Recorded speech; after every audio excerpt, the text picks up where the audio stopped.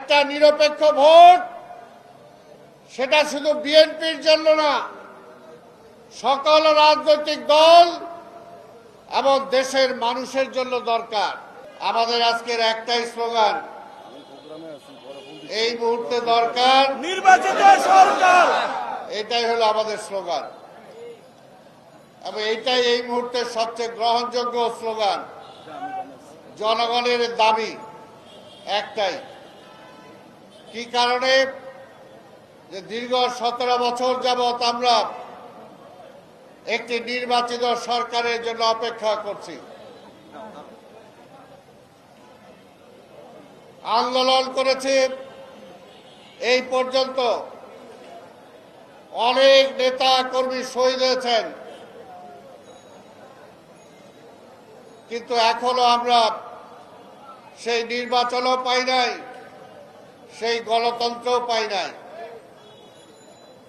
গণতন্ত্র আর নির্বাচন একটা সোনার হরিণে রূপান্তরিত হয়েছে। এখনো অনেকে বলেন,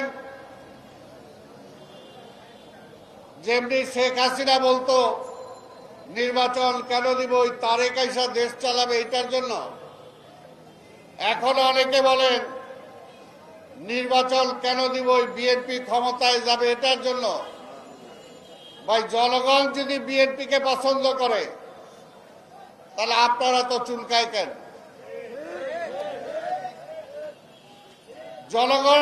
জনগণের অধিকার, জনগণ ঠিক করবে দেশ পরিচালনা কে করবে।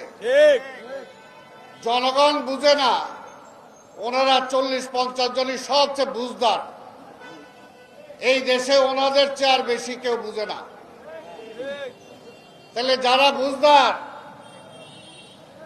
যেদিন ভোট দেয় নাই শেখ হাসিনা, বিনা ভোটে নির্বাচিত ঘোষণা করেছে, তখন তো আমরা আহ্বান জানিয়েছিলাম, তখন তো আপনারা রাস্তায় আসেন নাই।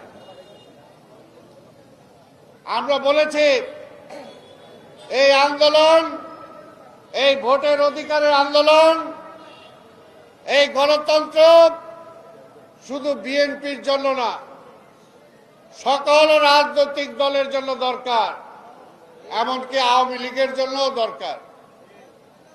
একটা নিরপেক্ষ ভোট সেটা শুধু বিএনপির জন্য না, সকল রাজনৈতিক দল এবং দেশের মানুষের জন্য দরকার। তখন তো অনেকে মুখ ডাইনে বায়ে লুকায় আসছিলেন, তাই আমরা বলতে চাই, বিএনপিকে আগেও সমালোচনা করেছেন, এখনো অনেকে করছেন।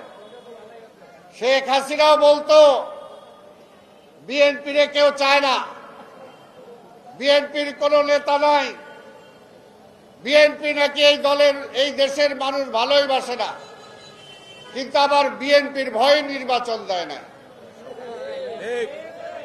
এখনো যারা ওই সাদা জামা পরা লোকজন, 17 বছর ঘাম ঝরে নাই, রক্ত ঝরে নাই, তারা বলেন যে না, বিএনপি ক্ষমতায় গেলে বিএনপি যে সংস্কার করবে তার কোনো গ্যারান্টি নাই। আমরা বলতে চাই, বিএনপি এই দেশে সংস্কার করেছে, আর কোনো বেটা করে নাই।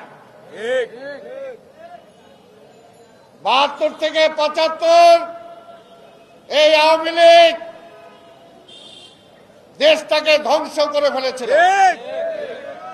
জিয়া রহমান আসার পরে গণতন্ত্র ফিরিয়ে দিয়েছিলেন, এটা কি সংস্কার ছিল না? সংস্কার।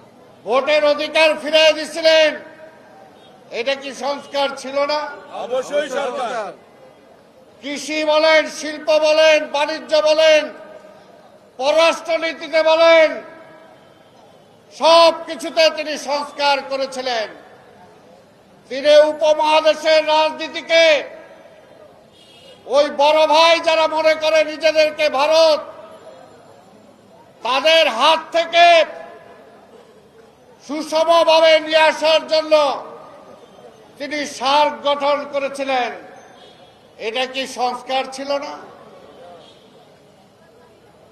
তিনি ফারাক্কার পানি পাওয়া যায় নাই, সেইখানে জাতিসংঘে তুলেছিলেন, মাওলানা ভাসানীকে দিয়ে ফারাক্কার ওই বলে মিছিল করেছিলেন। এগুলো কি সংস্কার ছিল না? তাই ভাইরা আমার, বেগম খালেদা জিয়া এই যে আজকে